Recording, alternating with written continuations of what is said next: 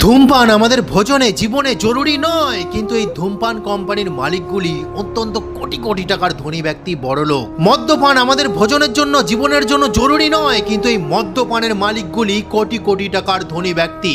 কিন্তু যে অন্ন আমাদের ভোজনের জন্য সবচেয়ে বেশি প্রয়োজন, জীবনের জন্য সবচেয়ে বেশি প্রয়োজন, সেই অন্নদাতা আজ সবচেয়ে বেশি গরিব। টাটা পড়া রোদের মধ্যে মাথার ঘাম পায়ে ফেলে যারা প্রতিনিয়ত আমাদের অন্ন দিয়ে যাচ্ছেন, তাদের কোনো আজ মূল্য নেই।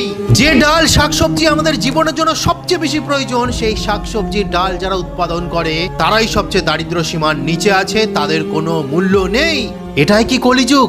হ্যাঁ, এটাই কলিযুগ। এরকম কথা কি শাস্ত্রে লেখা আছে? হ্যাঁ বন্ধুরা, এরকম কথা শাস্ত্রেই লেখা আছে। শ্রীমদ্ ভাগবত মহাপুরাণের 12তম স্কন্ধের 2য় অধ্যায়ের কি লেখা আছে দেখুন। 2 নম্বর শ্লোক, কলিযুগে ধনাঢ্য ব্যক্তিগণই, ধনাঢ্য মানে বড়লোক ধনী ব্যক্তি, সদাচারী ও সদ্গুণী বলে স্বীকৃত পাবেন।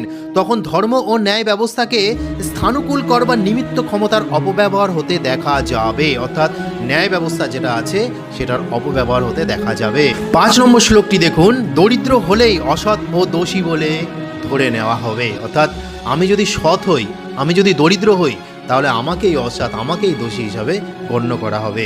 এইবার এটা দেখুন, অহংকার ও বাগাড়ম্বর বড় সাধু হওয়ার লক্ষণ বলে গণ্য হবে। অর্থাৎ কিছু কিছু মানুষ আছে না, যারা অতিরিক্ত অহংকার হয়ে যায়। আরও কিভাবে মিলে যাচ্ছে দেখুন কথাগুলি। দেখুন, জাতি বর্ণ নির্বিশেষে ব্রাহ্মণ ক্ষত্রিয় বৈশ্য অথবা শূদ্রের মধ্যে যে বলবান হবে সেই রাজ সিংহাসনে অধিকার পাবে। সেই সময় নীচ প্রকৃতির রাজারা অতিশয় নির্দয় ও ক্রূর হবে। তারা এত লোভী হবে যে তাদের সঙ্গে সাধারণ লুণ্ঠনকারীর কোনো পার্থক্য থাকবে না। তারা প্রজাদের ধনসম্পদ এমনকি পত্নীদের পর্যন্ত হরণ করতে প্রয়াসী হবে।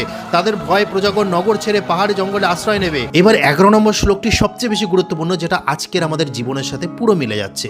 প্রজাকুল ক্ষুধা তৃষ্ণায় তাড়নায় ক্লেশ ভোগ করবে ও ভাবনা চিন্তায় জর্জরিত হবে।